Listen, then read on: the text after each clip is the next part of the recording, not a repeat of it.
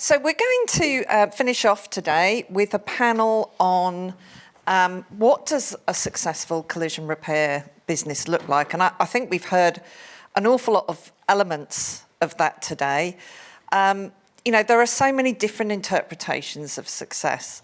And I think particularly for the husband and wife teams here, not getting divorced is a really good way when you're working together because you're too stressed out. So that whole being able to take yourself out of the business and particularly if you've had kids. So for me, from my perspective, people who manage to juggle their successful business with having a healthy family life, that's my one.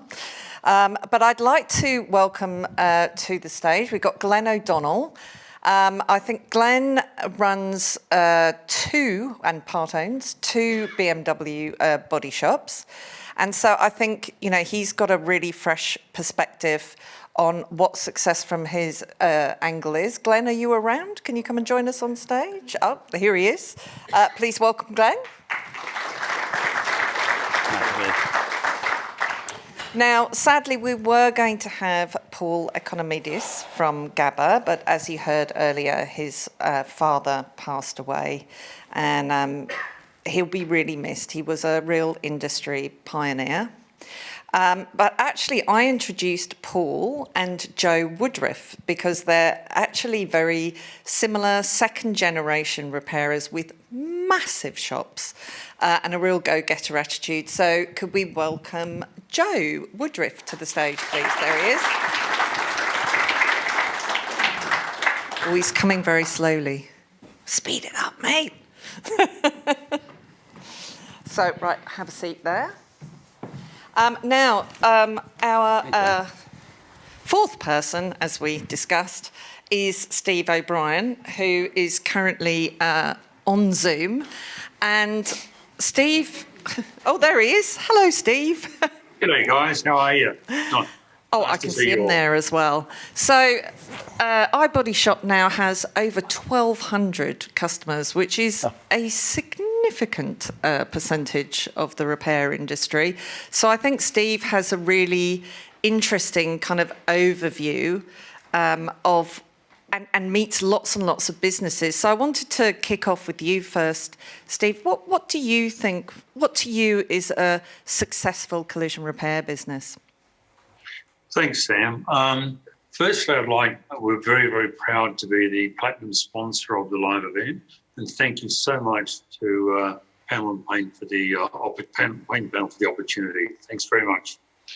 Now, for starters, I make no apology from my biased point of view, so please excuse me from the beginning. My definition of a successful shop is one willing to explore and embrace change via technology. Now, I'm sure that's no surprise to anyone here. But I need to explain a little bit further. By investigating new technology, no matter what it is, I often hear the fact, no, I'm happy with what I've been using for the last 10 years. As Sonia pointed out, we often take the easy way.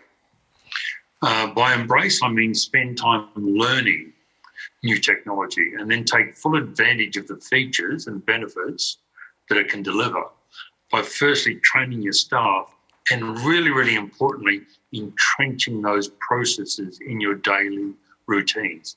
Make them your daily habits. I can't stress it enough. And I think Sonia pointed out as well, you've got to make sure that you remove the friction and adopt those new habits to change. So as Sam said, we have over 1,200 sites, customers using our product. And so we come a lot of extremes of people who use the system. Everything from they use it like a glorified typewriter, right through the middle range, which adopts some of its power, but not all, and right to the other extreme of the spectrum where they wrap their entire business and mould their entire business around the processes that that software and technology can deliver. And Joe in the panel there is a great example of someone who's done this. I do understand that those who use it as a typewriter do gain much benefit just from its reliability. But to stay profitable in this highly competitive environment, you just can't waste time. wasting time, as they say, the old adage, time is money, and efficient processes change time. So what I look at as a successful shop is someone who can, no matter what the new equipment or software or whatever it is you're going to implement, avoid the temptation to mold the new system to your old habits. And I'll just say that again because we see it so often. The temptation to mold the new system to your old habits. From the beginning, you need to form new habits.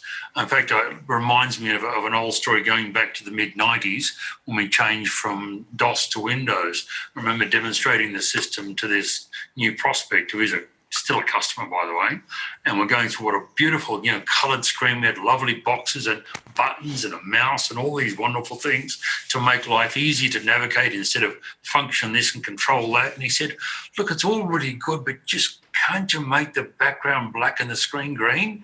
It'd just be wonderful. So just sticking with the old habits, as I was saying. Some people who remember those old ones will know what I'm talking about. So once again, successful shops constantly explore, embrace change, just like Jean and Steve did earlier in the piece. Thank you, Sam. I hope that explained what I felt as a successful shop. Oh, thank you.